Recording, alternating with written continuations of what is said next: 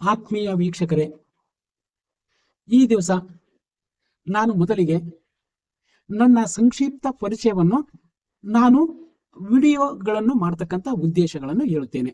ನೋಡಿ, ನಾನು GB Amaresha Shastri Guruji, Mysuru. I have been astrologer from nearly 35 years. 35 ವರ್ಷಗಳಿಂದ ನಾನು ಜ್ಯೋತಿಷ್ಯ ಶಾಸ್ತ್ರವನ್ನು ಶ್ರದ್ಧೆಯಿಂದ ಮಾಡುತ್ತಾ ಇದ್ದೇನೆ. ಜ್ಯೋತಿಷ್ಯ ಶಾಸ್ತ್ರ ಒಂದು ಶ್ರೇಷ್ಠವಾದ ಮಾರ್ಗದರ್ಶನವನ್ನು ಮಾಡತಕ್ಕಂಥ ಡಿವೈನ್ ಸೈನ್ಸ್ ಎಂಬ ದೃಷ್ಟಿಯಿಂದ ಮಾಡ್ತಾ ಇದ್ದೇನೆ. ನಾನು 20 ವರ್ಷಗಳಿಂದ ಜ್ಯೋತಿಷ್ಯ ಶಾಸ್ತ್ರದ ತರಗತಿಗಳನ್ನು ಮಾಡುತ್ತಾ ಇದ್ದೇನೆ. 14 ವರ್ಷಗಳಿಂದ ಮೈಸೂರು ಪಂಚಾಂಗವನ್ನು ಬರೆಯುತ್ತಾ ಇದ್ದೇನೆ. ನಾನು ಇವತ್ತಿಗೂ ಸಹಿತವಾಗಿ ಬಾಡಿಗೆ ಮನೆಯಲ್ಲಿ ವಾಸ ಮಾಡುತ್ತಾ ಇದ್ದೇನೆ. ನನಗೆ ಸ್ವಂತ ಮನೆ ಇಲ್ಲ, ನನಗೆ ಸ್ವಂತ ಸೈಟ್ ಇಲ್ಲ. ಆದ್ರೆ ಅನೇಕರು ಮಾರ್ಕೆಟಿಗಾಗಿ ನೀವು ಇದನ್ನೆಲ್ಲ ವಿಡಿಯೋ ಮಾಡುತ್ತೀರಿ ಅಂತಕ್ಕಂಥ ಅಭಿಪ್ರಾಯವನ್ನು ಕೆಲವರು ಹೊಂದಿದ ಕಾರಣ ಈ ಮಾತುಗಳನ್ನು ನಾನು ಹೇಳುತ್ತೇನೆ. ಏಕೆಂದರೆ ನಮ್ಮ ಧರ್ಮಗುರು ಬಸವಣ್ಣನವರು ಲಿಂಗ ವ್ಯಸನಿ ಎಂದೆನಿಸದಿರಯ್ಯ, ಜಂಗಮ ಪ್ರೇಮಿ ಎಂದೆನಿಸಯ್ಯ ಅಂತ ಹೇಳ್ತಾರ.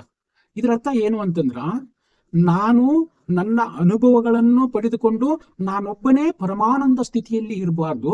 ನಾನು ಕಂಡುಕೊಂಡಂತ ಸತ್ಯವನ್ನು ನನ್ನ ವೀಕ್ಷಕರಿಗೆ, ನನ್ನ ಸಮಾಜಕ್ಕೆ, ನನ್ನ ದೇಶಕ್ಕೆ, ನನ್ನ ಲೋಕಕ್ಕೆ ನನ್ನ ಅನುಭವಗಳನ್ನು ಹಂಚಿಕೊಳ್ಳಬೇಕಂತಕ್ಕಂಥ ಸದುದ್ದೇಶದಿಂದ ನಾನು ಮಾಡುತ್ತಾ ಇದ್ದೇನೆ. ನೋಡಿ, ಜ್ಯೋತಿಷಿಗಳಿಗೆ ಒಂದು ಧರ್ಮ ಇರ್ತಾನೆ.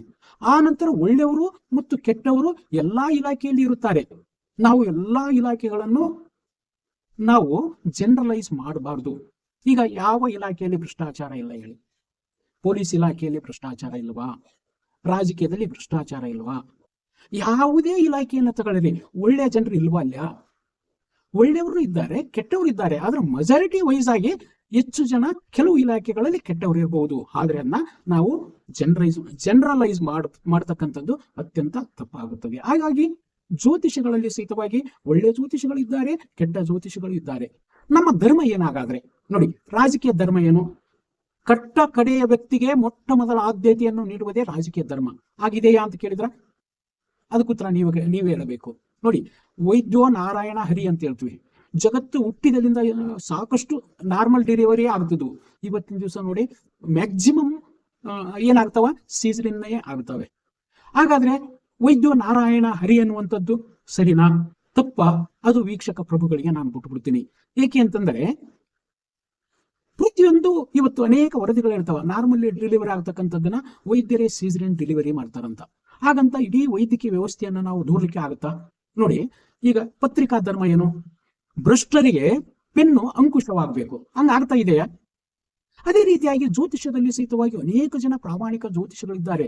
ಹಾಗಾಗಿ ಜ್ಯೋತಿಷ್ಯ ಧರ್ಮ ಏನು? ಸಾಮಾನ್ಯವಾಗಿ ಧರ್ಮ ಅಂದ್ರೆ ಏನು ಅಂತ ನಾವು ತಿಳಿದ್ರ, ಧರ್ಮ ಅಂದ್ರ ಸತ್ಯದ ಶೋಧನೆ ಅಂತ, ಭಗವಂತನ ಶೋಧನೆ ಅಂತ. ಅಂದ್ರೆ ಅನೇಕ ವಿಷಯಗಳಲ್ಲಿ, ಅನೇಕ ಸಂದರ್ಭಗಳಲ್ಲಿ ಈ ಧರ್ಮ ಅನ್ನುವಂಥದ್ದು ವ್ಯಾಖ್ಯಾನ ಬೇರೆ ಆಗುತ್ತೆ. ಸಾಮಾನ್ಯವಾಗಿ ಹೇಳ್ಬೇಕಂತಂದ್ರ, ವಿಜ್ಞಾನ ಸಂಶೋಧನೆಯಿಂದ ದೊರೆತ ತಂತ್ರಜ್ಞಾನವನ್ನು ಮಾನವನ ಒಳಿತಿಗಾಗಿ ಮತ್ತು ಇಡೀ ಮನುಕುಲದ ಏಳಿಗೆಗಾಗಿ ಬಳಸುವುದು ಧರ್ಮ. ನೋಡಿ, ಅಲ್ಲಿ ಧರ್ಮ ಏನು ಬಂತು? ಈಗ ವಿಜ್ಞಾನದಿಂದ ಯಾವುದೇ ಒಂದು, ಈಗ ಪಿಸ್ತೂಲು, ಉದಾಹರಣೆಗೆ ಪಿಸ್ತೂಲು ಅಥವಾ ಬಂದೂಕು, ಇದು ವಿಜ್ಞಾನ ಸಂಶೋಧನೆಯ ಆವಿಷ್ಕಾರ. ಇದನ್ನ ನಾವು ಕ್ರಿಮಿನಲ್ಗಳನ್ನ ಎನ್ಕೌಂಟರ್ ಮಾಡ್ಲಿಕ್ಕೆ ಉಪಯೋಗ ಮಾಡಿದ್ರೆ ಸರಿ, ಸಜ್ಜನರಿಗೆ ನಾವು ಅದನ್ನ ಉಪಯೋಗ ಮಾಡಿದ್ರೆ ಸರಿನಾ? ಹಾಗಾಗಿ ಎಲ್ಲಾ ವೃತ್ತಿಗಳಲ್ಲೂ ಒಳ್ಳೆಯವರು ಇರ್ತಾರ, ಕೆಟ್ಟವರು ಇರ್ತಾರ. ನೋಡಿ, ನನಗೆ ತೃಪ್ತಿ ಇದೆ, ಆನಂದ ಇದೆ. ನನಗೆ ಒಂದು ಸೈಟ್ ಸಹಿತವಾಗಿಲ್ಲ. ನಾನು 35 ವರ್ಷಗಳಿಂದ ಜ್ಯೋತಿಷ್ಯ ಶಾಸ್ತ್ರವನ್ನು ಅತ್ಯಂತ ಪ್ರಾಮಾಣಿಕವಾಗಿ ದಕ್ಷತೆಯಿಂದ ಮಾಡ್ತೀನಿ. ಮತ್ತೆ ನಾನು ಯಾವುದೇ ಡಿವೈನ್ ಶಾಪ್ ಅಂತ ಇಟ್ಟಿಲ್ಲ. ಯಾವುದೇ ಒಬ್ಬ ವ್ಯಕ್ತಿಗಳಿಗೆ ನಾನು ಕರಂಗುಲಿ ಮಾಲೆ ಮಾಡ್ತೀನಿ, ನಾನು ಯಂತ್ರಗಳನ್ನು ಮಾಡ್ತೀನಿ, ನಾನು ಯಾವುದು ಪಿರಮಿಡ್ಗಳನ್ನು ಮಾರಾಟ ಮಾಡ್ತೀನಿ. ಡಿವೈನ್ ಶಾಪ್ ಇದೆ, ನಮ್ಮ ಹತ್ರ ಬನ್ನಿ, ಇದನ್ನ ತಗೊಳ್ಳಿ, ಇದರಿಂದ ನಿಮಗ ಆ ದೋಷ ನಿವಾರಣೆ ಆಗುತ್ತಾ, ಈ ದೋಷ ನಿವಾರಣೆ ಆಗುತ್ತಾ? ಇಲ್ಲವೇ ಇಲ್ಲ.